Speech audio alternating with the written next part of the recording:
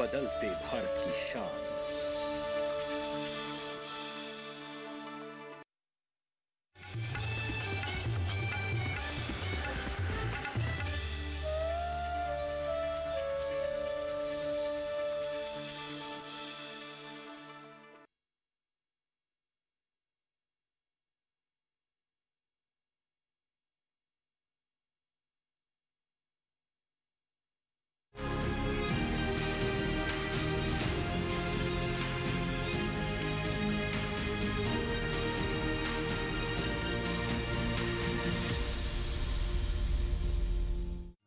पीढ़ी दर पीढ़ी हमारे किसान अलग अलग स्पीसीज की अलग अलग वैरायटी इनको सहेज कर रखते गए और उसको विकास करते रहे। किसान की विरासत, धरती के वनस्पति संसाधन, एक अधिकार जिसका दुनिया भर के देश करते हैं सम्मान। आज भारत उन अधिकारों को दे रहा है नए मुकाम, ताकि और बढ़े किसानों की वंशागत किस्मों की पहचान का अभियान।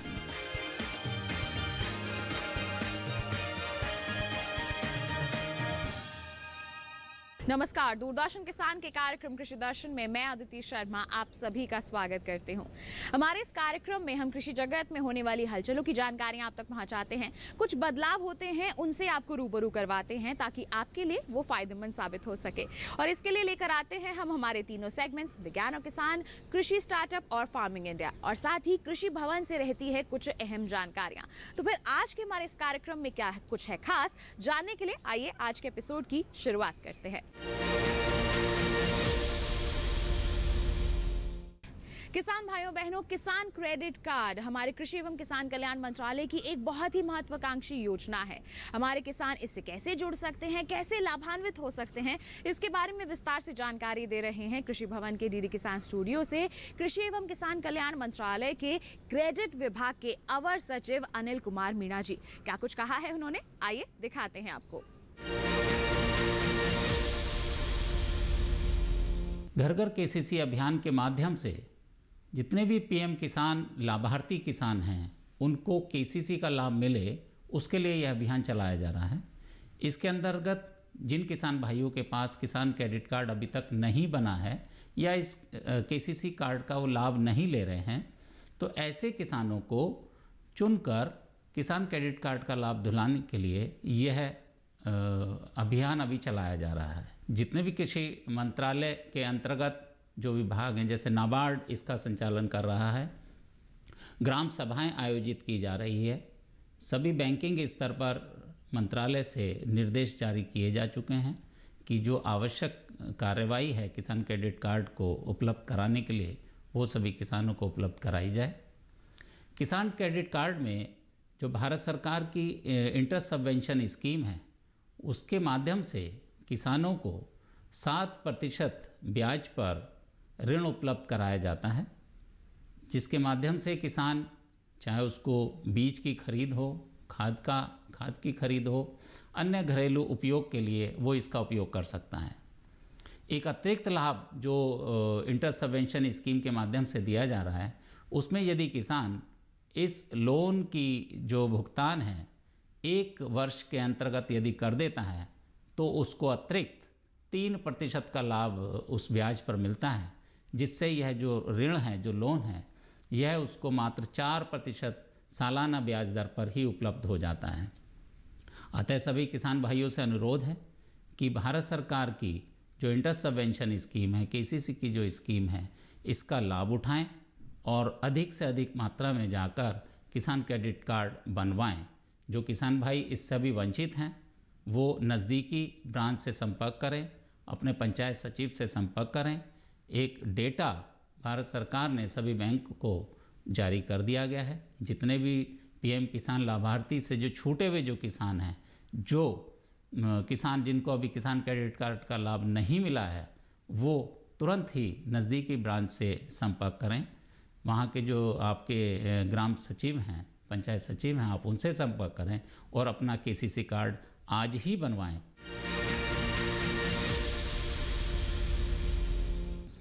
आइए किसान भाइयों बहनों, अब कार्यक्रम में वक्त हो चला है नजर डालने का हमारे सेगमेंट विज्ञान और किसान पर।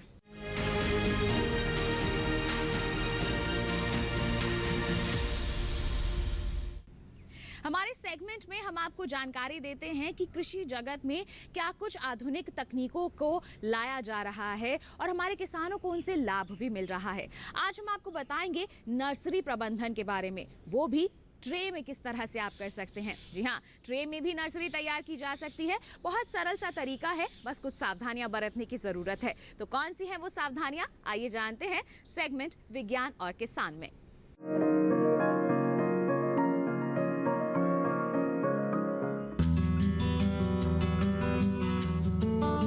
सब्जियों के बिना थाली की कल्पना भी नहीं की जा सकती। हमारे देश में अलग अलग मौसमों के लिए अलग अलग तरह की सब्जियां उपलब्ध रहती हैं। ज्यादातर सब्जियां 2 चरणों में उगाई जाती हैं। पहले चरण में नर्सरी तैयार होती है और दूसरे चरण में उनकी मुख्य खेती। अगर आप ट्रे में नर्सरी तैयार करना चाहते हैं तो टमाटर, बैंगन और बेल वाली सब्जियों के लिए 18 से 20 घन सेंटीमीटर वाली ट्रे की जरूरत होगी, जबकि शिमला मिर्च, फूल गोभी और सलाद वाली सब्जियों के लिए 8 से 10 घन सेंटीमीटर की। इस तरह के प्लास्टिक ट्रे में शंकु के आकार वाले खाने बने होते हैं।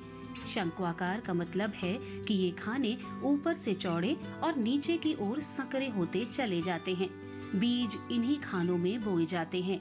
ट्रे में बीज बोने के लिए मिट्टी नहीं बल्कि अलग तरह का पदार्थ चाहिए। इस पदार्थ में 3 हिस्से कोकोपिट, 1 हिस्सा वर्मिकुलाइट और 1 हिस्सा परलाइट का होगा।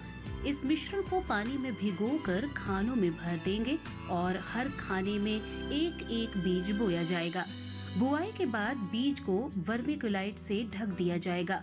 वर्मिकुलाइट इसलिए क्योंकि इसमें नमी ज्यादा देर तक बनी रहती है।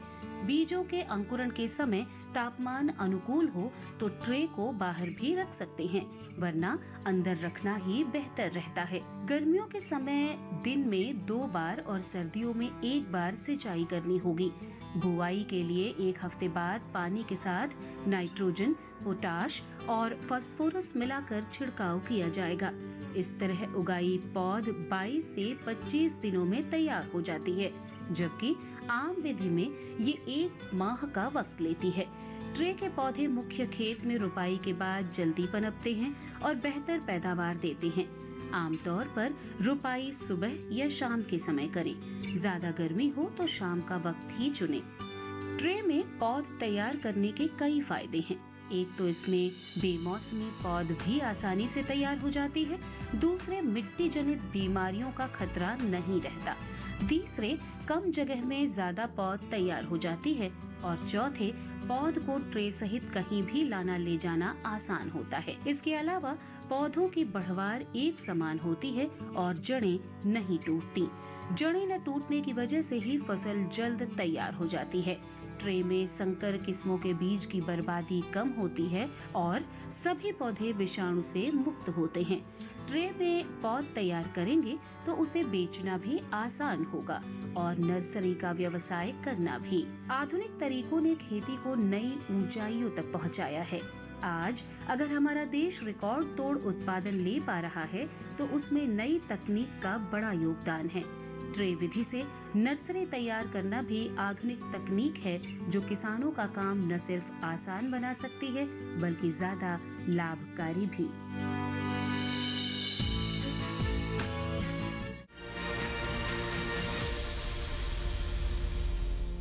तो ये था सेगमेंट विज्ञान और किसान। इसी के साथ कार्यक्रम में वक्त एक छोटे से ब्रेक का।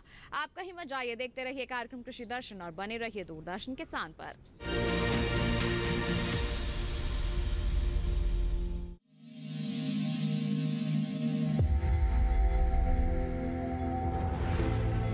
आत्मनिर्भर किसान भारत की शान। उत्पादन में आत्मनिर्भर होने के साथ साथ फसल की कटाई के उपरांत उपज की हानि को रोकने, ग्रामीण क्षेत्रों में रोजगार सृजन करने और बीज से बाजार तक के विजन को मजबूती देने के उद्देश्य से 1 वर्ष पूर्व माननीय प्रधानमंत्री श्री नरेंद्र मोदी जी ने एक महत्वाकांक्षी केंद्रीय योजना एग्रीकल्चर इंफ्रास्ट्रक्चर फंड की शुरुआत की। इस आधुनिक इंफ्रास्ट्रक्चर से कृषि आधारित उद्योग लगाने में एक बहुत बड़ा बदलाव आएगा और बहुत बड़ी गति आएगी। साथियों, अब हम उस स्थिति की तरफ बढ़ रहे हैं जहां गांव के कृषि उद्योगों से फूड आधारित उत्पाद शहर जाएंगे और यही तो आत्मनिर्भर भारत अभियान का संकल्प है। एग्रीकल्चर इंफ्रास्ट्रक्चर फंड से पात्र लाभार्थी गोदामों का निर्माण कर सकते हैं, छटाई या ग्रेडिंग इकाई, पैकिंग हाउस, सप्लाई चेन और कोल्ड चेन जैसी सुविधाएं या फिर प्राथमिक कृषि प्रसंस्करण केंद्र की स्थापना कर सकते हैं। इस योजना के तहत पात्र लाभार्थियों को 2 करोड़ रुपए तक के ऋण पर अधिकतम 7 वर्ष के लिए ब्याज में 3% तक की छूट दी जा रही है। ऋण पुनर्भुगतान के लिए 6 महीने से 2 वर्ष तक मोरेटोरियम की सुविधा भी उपलब्ध है।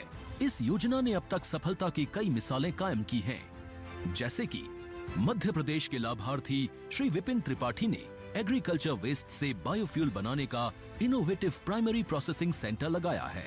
लोन मिलने की वजह से हम समय पर सारी मशीनों का प्रोक्योरमेंट और सारा सिविल वर्क टाइम पे करवा पाए, जिससे ये प्रोजेक्ट को लगाना संभव हो पाया। राजस्थान के लाभार्थी श्री यशवर्धन मुंद्रा ने सॉर्टिंग एंड ग्रेडिंग यूनिट लगाकर रोजगार के अवसर पैदा किए हैं। कर्नाटक की महिला उद्यमी श्रीमती ममता वी ने प्राइमरी प्रोसेसिंग सेंटर लगाकर प्रगति की नई राह चुनी है। ಸಣ್ಣ ಪುಟ್ಟ ಉದ್ಯಮಿಗಳನ್ನ ಮತ್ತಷ್ಟು ಅಗ್ರಿಕಲ್ಚರಲ್ಲಿ ಹೆಚ್ಚು ನಾವು ಇನ್ನಷ್ಟು ಸಾಧನೆ ಮಾಡಲಿಕ್ಕೆ ಕಾರಣಕಾರಕವಾದಂತ ಈ ಅಗ್ರಿಕಲ್ಚರಲ್ ಇನ್ಫ್ರಾಸ್ಟ್ರಕ್ಚರ್ ಫಂಡ್ ಇಂದ ನಮ್ಮ ಇನ್ನಷ್ಟು ಯೋಜನೆಗಳು ಆಯೋಜನೆಗಳು ಉತ್ತಮಗೊಂಡಿದೆ। राजस्थान के लाभार्थी श्री दिनेश भट्टर ने जीरे की प्रोसेसिंग यूनिट लगाकर आसपास के ग्रामीणों को आत्मनिर्भरता प्रदान की है। महाराष्ट्र के लाभार्थी श्री अनूप कुमार मोहता ने वेयर हाउस बनाकर अन्न भंडारण को सुनिश्चित किया है। आज देश के कोने कोने से किसान, कृषि उद्यमी, किसान उत्पादक संघ, प्राथमिक कृषि सहकारी समितियां, स्वयं सहायता समूह और कृषि उपज मंडियां इस योजना का लाभ उठा रहे हैं।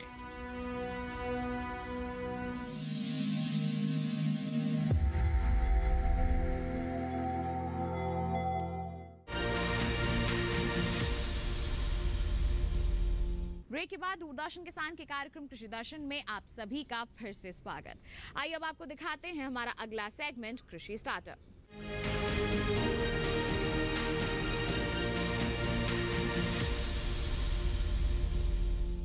हमारे सेगमेंट में हम आपको देश के अलग अलग क्षेत्रों में जो हमारे सफल किसान होते हैं उनकी दास्तान दिखाते हैं, उनसे आपको रूबरू करवाते हैं।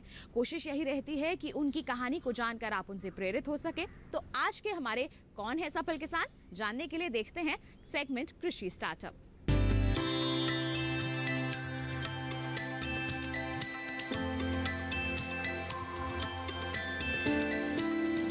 ये है लुधियाना पंजाब की सफल किसान उद्यमी गुरदेव कौर दियोल। खाद्य प्रसंस्करण और जैविक खेती के लिए ढेरों प्रशंसा पत्र प्राप्त करने वाली गुरदेव कौर जी ने अध्यापिका की नौकरी छोड़ कृषि व्यवसाय में कदम रखा। पंजाब कृषि यूनिवर्सिटी से उन्होंने सब्जियों की खेती और मधुमक्खी पालन का प्रशिक्षण प्राप्त किया। 1990 ਤੋਂ ਲੈ ਕੇ ਪੰਜਾਬ ਐਗਰੀਕਲਚਰ ਯੂਨੀਵਰਸਿਟੀ ਨਾਲ ਜੁੜੀ ਹੋਈ ਹਾਂ। ਯੂਨੀਵਰਸਿਟੀ ਤੋਂ ਮੈਂ ਬਹੁਤ ਸਾਰੀਆਂ ਟ੍ਰੇਨਿੰਗਸ ਲਈਆਂ। ਟ੍ਰੇਨਿੰਗਸ ਦਿਵਾਉਣ ਦੇ ਪਿੱਛੇ ਮੇਰੇ ਹਸਬੈਂਡ ਸਰਦਾਰ ਗੁਰਦੇਵ ਸਿੰਘ ਹੁਣਾਂ ਦਾ ਹੱਥ ਸੀਗਾ। ਮੈਂ ਪੰਜਾਬ ਐਗਰੀਕਲਚਰ ਯੂਨੀਵਰਸਿਟੀ ਤੋਂ ਮਧੂਮੱਖੀ ਪਾਲਣ ਦੀ ਬੇਸਿਕ 10 ਦਿਨ ਦੀ ਟ੍ਰੇਨਿੰਗ ਲੈ ਕੇ ਆਪਣਾ ਮਧੂਮੱਖੀ ਪਾਲਣ ਦਾ ਜਿਹੜਾ ਕੰਮ ਸੀਗਾ ਉਹ ਸ਼ੁਰੂ ਕੀਤਾ। गुरदेव कौर जी ने कृषि व्यवसाय का आरंभ मधुमक्खी पालन से किया। साथ ही उन्होंने शहद निकालने, साफ करने और उनकी वैज्ञानिक रूप से पैकिंग का यूनिट भी स्थापित किया। इससे उन्हें आर्थिक लाभ हुआ और अनेक अन्य लोगों को रोजगार प्राप्त हुआ।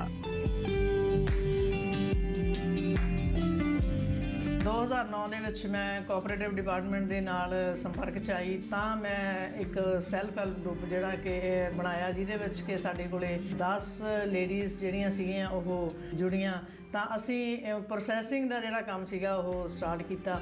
इसके बाद गुरदेव कौर जी ने अपने गांव की किसान महिलाओं को साथ ले एक स्वयं सहायता समूह का गठन किया। 12 सदस्यों से आरंभ किया गया ये समूह आज 218 महिला किसानों का कुटुंब बन गया है। इस तरह ਅਸੀਂ ਐਗਰੀਕਲਚਰ ਡਿਪਾਰਟਮੈਂਟ ਨਾਲ ਜੁੜੇ, ਉਸ ਤੋਂ ਬਾਅਦ ਮੈਂ ਨਵਾਰਡ ਨਾਲ ਜੁੜੀ। ਤੋਂ ਫਿਰ ਮੈਨੂੰ ਲੱਗਾ ਕਿ ਸਾਡਾ ਸੈਲਫ ਹੈਲਪ ਗਰੁੱਪ ਸੀਗਾ, ਉਹਨੂੰ ਅਸੀਂ ਫਾਰਮਰ ਪ੍ਰੋਡਿਊਸਰ ਆਰਗੇਨਾਈਜੇਸ਼ਨ ਦੇ ਵਿੱਚ ਕਨਵਰਟ ਕਰਤਾ ਤੇ ਨਾਲ ਆਰਗੈਨਿਕ ਫਾਰਮਿੰਗ ਸਬਜ਼ੀਆਂ ਦਾ ਕੰਮ, ਜਿਹਦੇ ਵਿੱਚ ਬਿਨਾਂ ਰੇ ਸਪਰੇ ਤੋਂ ਅਸੀਂ ਸਬਜ਼ੀਆਂ ਉਗਾਉਣ ਦਾ ਜਿਹੜਾ ਕੰਮ ਉਹ ਸ਼ੁਰੂ ਕੀਤਾ। गुरदेव कौर जी का ये समूह प्राकृतिक खेती को ही प्राथमिकता देता है। यहाँ प्राकृतिक रूप से अनेक प्रकार की सब्जियां उगाई जाती हैं। प्रसंस्करण के बाद उन सब्जियों को बाजार में बेचा जाता है।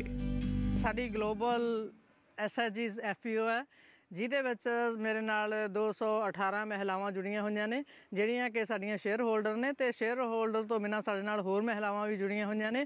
ਹਰ ਉਹ ਫਸਲ ਜਿਹੜੀ ਸਾਡੇ ਖੇਤਾਂ ਦੇ ਵਿੱਚ ਪੈਦਾ ਹੁੰਦੀ ਹੈ, ਉਹਨੂੰ ਅਸੀਂ ਪ੍ਰੋਸੈਸ ਕਰਕੇ ਜਾਂ ਉਹਨਾਂ ਦੀਆਂ ਅਸੀਂ ਅਚਾਰ ਬਣਾ ਲੈਂਦੇ ਹਾਂ। ਅਚਾਰ ਬਣਾ ਕੇ ਅਸੀਂ ਪੈਕਿੰਗ ਕਰਕੇ ਜਿਹੜਾ ਹੈਗਾ ਉਹ ਸੇਲ ਕਰਦੇ ਹਾਂ, ਜਿਹਦੇ ਨਾਲ ਕਾਫੀ ਜਿਹੜਾ ਮੁਨਾਫਾ ਹੈਗਾ ਉਹ ਬੀਬੀਆਂ ਨੂੰ ਮਿਲਦਾ ਆ। ये प्रशंसा पत्र, ये सम्मान, ये इनाम जो गुरदेव कौर जी को विभिन्न संस्थाओं के अतिरिक्त समाज और सरकार से प्राप्त हुए हैं, ये इस बात को प्रमाणित करते हैं कि कृषि उद्योग में महिला किसानों को प्रेरित और प्रशिक्षित करने में उनका योगदान अमूल्य और उत्कृष्ट है।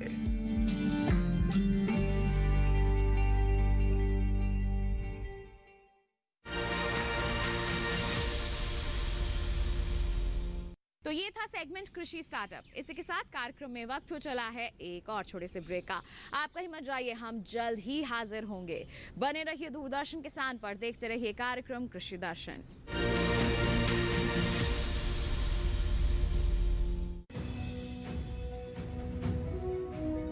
भारत सरकार का हर प्रयास किसानों को दे रहा है एक नई आस। देश के किसानों की खुशहाली और उन्हें आत्मनिर्भर बनाने के लिए भारत सरकार समर्पित है। प्रधानमंत्री श्री नरेंद्र मोदी जी के नेतृत्व में कृषि क्षेत्र में किए गए निरंतर प्रयासों के फलस्वरूप देश खाद्यान्न व बागवानी के क्षेत्र में आत्मनिर्भर हो चुका है और देश में दलहन का उत्पादन भी बढ़ा है। इसी तरह भारत सरकार ने खाद्य तेलों के उत्पादन को बढ़ाने के भी अनेक प्रयास किए हैं। इसी क्रम को आगे बढ़ाते हुए माननीय प्रधानमंत्री श्री नरेंद्र मोदी जी के नेतृत्व में भारत सरकार ने दूरदर्शी निर्णय लेते हुए राष्ट्रीय खाद्य तेल मिशन ऑयल पाम की शुरुआत की है। इस मिशन से देश भर के किसानों को बहुत लाभ मिलेगा। कृषि के पूंजी निवेश में वृद्धि होगी, खाद्य तेल आयात पर देश की निर्भरता कम होगी और रोजगार के नए अवसर पैदा होंगे। खाने के तेल में आत्मनिर्भरता के लिए अब राष्ट्रीय खाद्य तेल मिशन ऑयल पाम का संकल्प लिया गया है। इससे किसानों को तो सीधा लाभ होगा ही, गरीब और मध्यम वर्ग के परिवारों को सस्ता और अच्छी क्वालिटी का तेल भी मिलेगा। यही नहीं, ये मिशन बड़े स्तर पर रोजगार का निर्माण करेगा। इस मिशन के अंतर्गत ऑयल पाम का रकबा और पैदावार बढ़ाने पर जोर देने के लिए सरकार ने 11,000 करोड़ रुपए से अधिक की सहायता राशि निर्धारित की है। मिशन के तहत सरकार ने ऑयल पाम की खेती के लिए रोपण आदि की सहायता में बढ़ोतरी करते हुए पहले मिलने वाले 12,000 रुपए प्रति हेक्टेयर को बढ़ाकर 29,000 रुपए प्रति हेक्टेयर तक कर दिया है। ऑयल पाम के पुराने बागों के पुनरुद्धार के लिए 250 रुपए प्रति पौधा के हिसाब से विशेष सहायता दी जा रही है। पौधारोपण सामग्री की कमी दूर करने और बीजों की पैदावार करने वाले बागों को भी सहायता दी जाएगी। इसके तहत 15 हेक्टेयर ऑयल पाम उद्यान के लिए 80 लाख रुपए तक की सहायता राशि दी जाएगी। इसके अलावा नर्सरी विकास के लिए 40 लाख रुपए तक तय किए गए हैं। पूर्वोत्तर और अंडमान राज्यों के लिए विशेष सहायता का भी प्रावधान है। ऑयल पाम के किसान ताजे फलों के गुच्छे यानी FFB का उत्पादन करते हैं, जिनकी वर्तमान में कीमतें अंतर्राष्ट्रीय मूल्यों में उतार चढ़ाव के आधार पर तय होती हैं।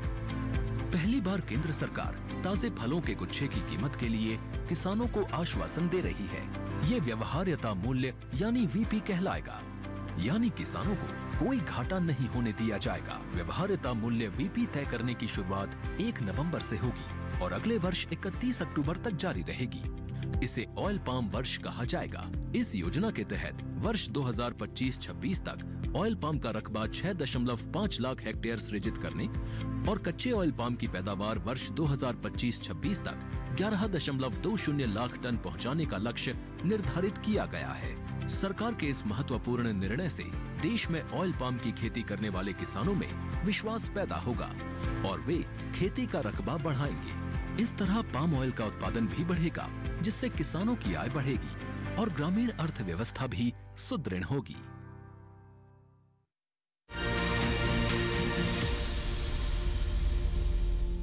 ब्रेक के बाद किसान भाइयों बहनों, दूरदर्शन किसान के कार्यक्रम कृषि दर्शन में आप सभी का फिर से स्वागत है।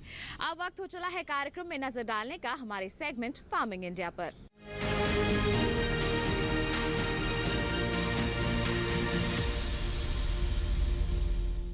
आज के हमारे सेगमेंट में हम बात करने वाले हैं केसीसी के बारे में, जिसे किसान क्रेडिट कार्ड कहते हैं। छोटा सा कार्ड जो आर्थिक मजबूती प्रदान करता है। अगर आपको कृषि से संबंधित कुछ खर्च करना है तो उसके लिए आपको ऋण सुविधा उपलब्ध हो जाती है, वो भी कम ब्याज दरों पर। अगर अभी तक आपने नहीं बनवाया है अपना केसीसी तो आइए पूरी प्रक्रिया जान लेते हैं सेगमेंट फार्मिंग इंडिया के माध्यम से।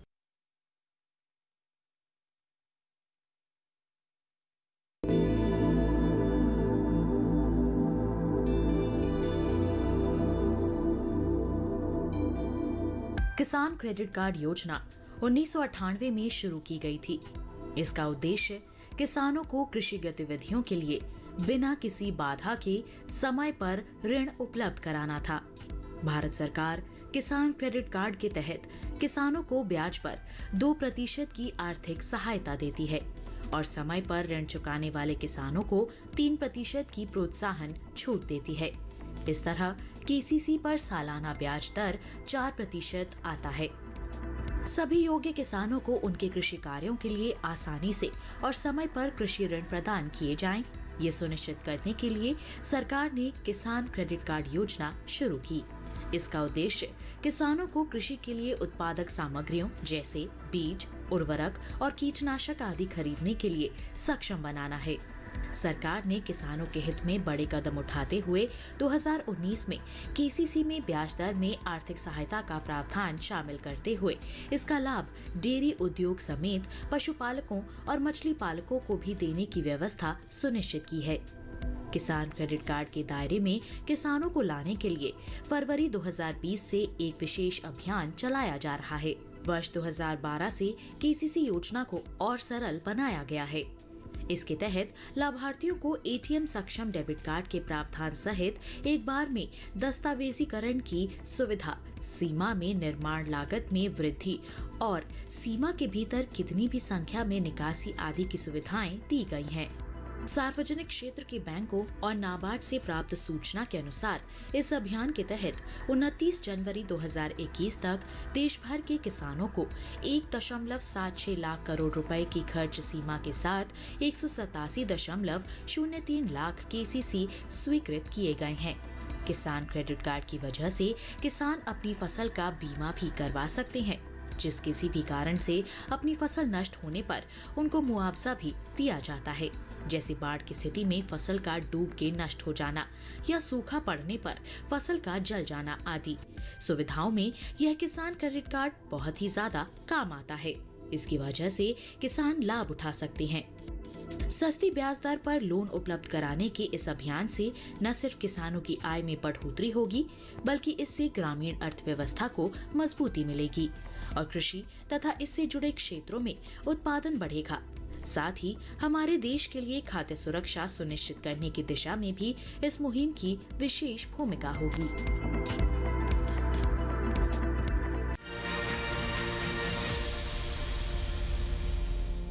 तो ये था सेगमेंट फार्मिंग इंडिया। इसी के साथ किसान भाइयों बहनों, आज के कार्यक्रम में बस इतना ही। उम्मीद करते हैं जितनी भी जानकारियां आज के कार्यक्रम के माध्यम से हमने आप तक पहुंचाई हैं वो सभी आपके लिए फायदेमंद साबित हुई होंगी। साथ ही आपको ये भी जानकारी दे दें कि अगर आप दोबारा हमारा ये कार्यक्रम देखना चाहते हैं तो टीवी स्क्रीन पर दिखाए जा रहे इस QR कोड को आप स्कैन कर लीजिए, सीधा पहुँच जाएंगे हमारे YouTube चैनल पर और दोबारा हमारा ये एपिसोड आप देख सकते हैं। इसी के साथ आपको ये भी बता दें कि अगर कोई जानकारियाँ आप हमसे हासिल करना चाहते हैं, कोई सुझाव सुझाव है, कोई सवाल हम तक पहुंचाना चाहते हैं तो आप हमें ईमेल कर सकते हैं। ईमेल आईडी है krishidarshan@gmail.com या फिर आप हमें पत्र लिखिए। पता है हमारा कृषि दर्शन, कमरा नंबर 58, CPC दूरदर्शन, खेलगांव, नई दिल्ली 110049। तो किसान भाइयों बहनों, आज के लिए बस इतना ही। अगले अंक में हम फिर होंगे हाजिर। तब तक के लिए दीजिए इजाजत, लेकिन आप बने रहिए दूरदर्शन किसान पर। नमस्कार।